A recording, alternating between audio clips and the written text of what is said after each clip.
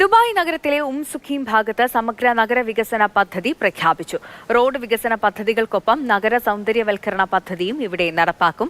20 കിലോമീറ്ററോളം പ്രദേശത്ത് തടസ്സമില്ലാത്ത വാഹന ഗതാഗതം ഉറപ്പാക്കുന്നതാണ് പദ്ധതിയെന്ന് റോഡ്സ് ആൻഡ് ട്രാൻസ്പോർട്ട് അതോറിറ്റി അറിയിച്ചു.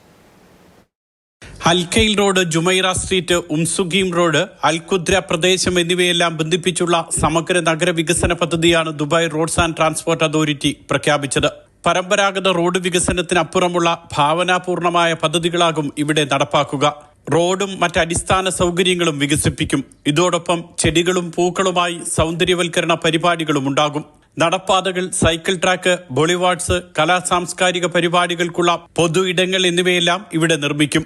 മോൾ of the Emirates metro station വരെ നീളുന്നതാണ് സമഗ്ര പദ്ധതി. സുഖീം അൽഖുദ്ര കോറിഡോർ പദ്ധതിയുടെ ഭാഗമായാണ് സമഗ്ര വികസനമെന്ന് RTA ചെയർമാൻ മതാർ അൽ തായർ അറിയിച്ചു. ഈ പ്രദേശങ്ങളിൽ നിന്നും Sheikh Mohammed bin Zayed road, Sheikh Zayed road, Emirates road എന്നിവിടങ്ങളിലേക്കുള്ള വാഹന ഗതാഗതത്തിന് വേഗം കൂട്ടാൻ പുതിയ പദ്ധതി സഹായിക്കും. സുഖീം സ്ട്രീറ്റിലൂടെ മണിക്കൂറിൽ 16,000 വാഹനങ്ങൾക്ക് കടന്നുപോകാവുന്ന വിധത്തിലാകും വികസന പദ്ധതി. അൽഖുദ്ര, അൽസഫ, അൽവാസൽ സ്ട്രീറ്റ് എന്നിവിടങ്ങളിലും വൻ റോഡ് വികസന പദ്ധതി പുരോഗമിക്കുകയാണ്. Mathrubhumi news, Dubai.